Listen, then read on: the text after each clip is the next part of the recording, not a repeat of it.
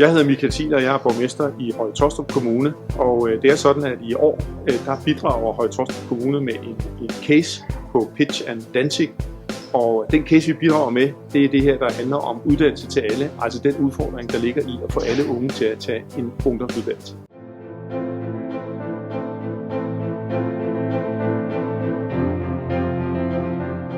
Vi har en udfordring, der er til at tage og føle på, fordi hos os er det sådan, at det kun er 63% af de 24-årige, som har taget en ungdomsuddannelse.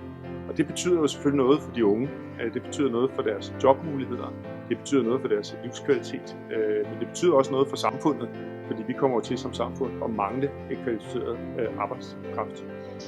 Og det er derfor, vi har sat os for, at det skal vi gøre noget ved. Og vi har også lavet en rigtig fin handleplan med en række initiativer, som vi vil sætte i værk. Men vi må også bare erkende, at det her det er en rigtig kompliceret, det er en rigtig kompleks udfordring. Og derfor har vi brug for nogen til at hjælpe os.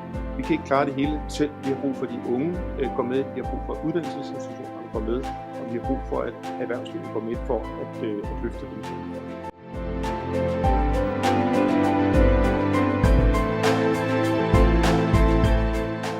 Det, der er vigtigt for os, det er, at vi kan få de unge til at deltage aktivt, at vi kan få de unge til at engagere sig i og løse den her udfordring.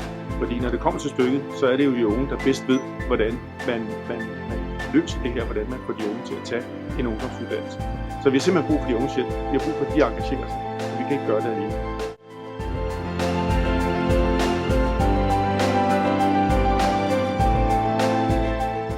Det vi håber på, det er jo, at vi kan få idéerne til, hvordan vi kan fastholde de unges engagement, og hvordan vi kan få de unge til at bidrage aktivt til det her arbejde.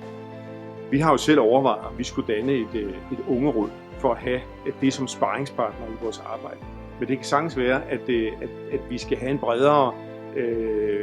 bredere engagement for de unge for at få det her til at lykkes. Så det er simpelthen et spørgsmål, om vi håber at kunne få idéerne til, hvordan vi får fastholdt de unges engagement og deltagelse i det her arbejde.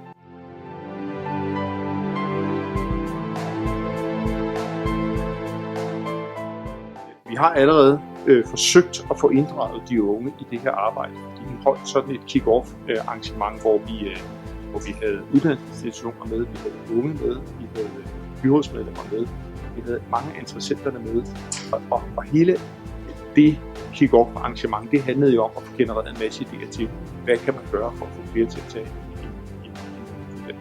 Og alle de idéer, der kom på bordet der, og som de unge kom med, de er jo så blevet kvalificeret efterfølgende, og så er der blevet valgt 6 konkrete initiativer ud, som vi nu har sat i værk.